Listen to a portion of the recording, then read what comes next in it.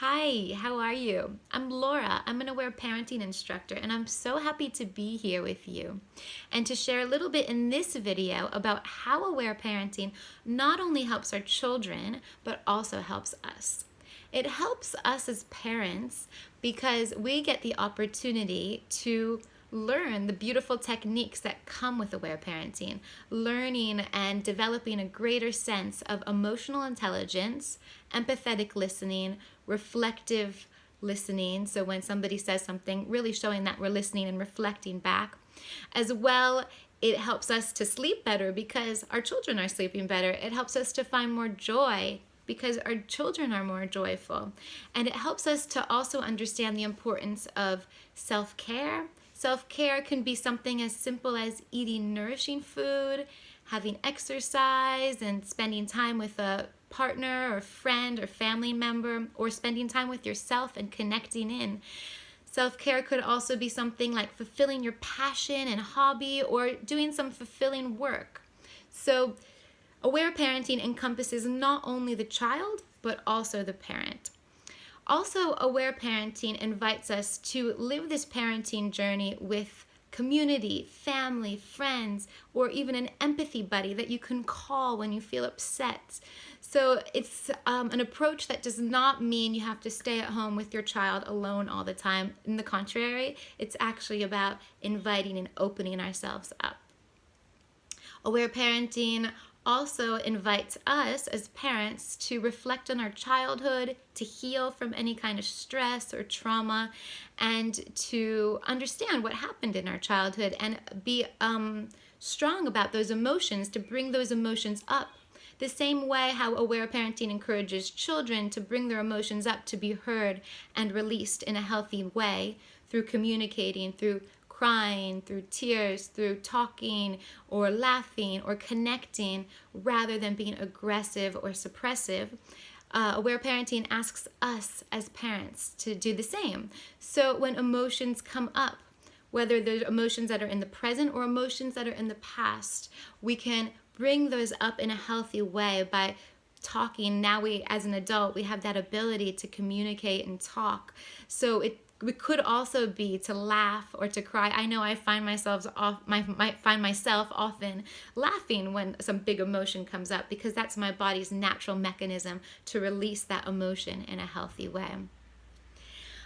And I wanted to also add that when we relive our childhood memories, we might see that coming up in a way that it's exactly parallel to the age of our children. So we will be triggered as a parent. Aletha Salter even said that in a quote, the founder of Aware Parenting, that you should be prepared to be triggered because our child will trigger us. So maybe you have a 2-year-old child and something that 2-year-old asks of you triggers you, brings something up, or the way they behave, you respond in a very strong way. Well, that could be something that you're reliving from when you were 2, or maybe that you are reliving from a different age. You can ask yourself if a similar experience happened when you were of that age. So I have an example. I have a 6-year-old and a 3-year-old, and I remember when my daughter, who was at the time maybe around 2, would ask me to play with her, and I would get kind of angry about it, and I'd be like, I don't know, yes, no, like I have to do so much, I have chores to do. So it would bring up a lot of emotions. And when I dug a bit deeper, I realized that her asking me to play was like me asking my mom to play. And my mother was always busy. I was one of 5 children. There was so much to do, and often her response was, oh, I can't, tomorrow would come, and oh, tomorrow. And I just felt that sadness maybe, or that anger that I didn't get to play. And I brought that up. I brought up that anger not to my child. I brought it up later to a friend or to an empathy buddy. And it really took a while to talk about it. And I really wanted that feeling to be a yes to my daughter. I wanted to play with her.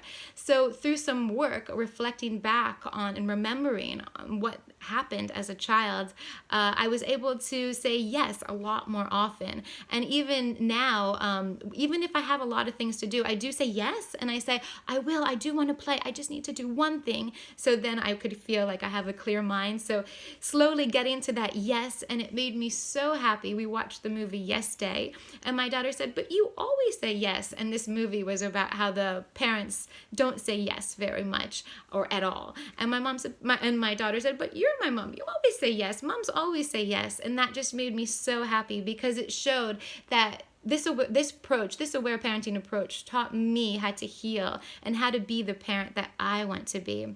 And there's so many reflective questions that are written in Aletha Salter's books, and I'm also happy to share a few, such as, did your parents play with you, and how did that feel? Because aware parenting incorporates a lot of play and connection techniques to help our children process emotions.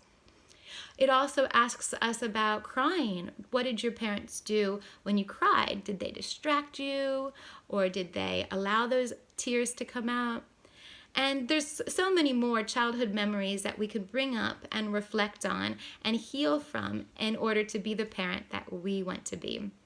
I hope that you found this useful, and I hope that you understand that aware parenting is a journey. It's not only about helping our children release their emotions, it's also about us and as parents learning through this process. So thanks so much for watching, and I hope to see you in the next video. Bye!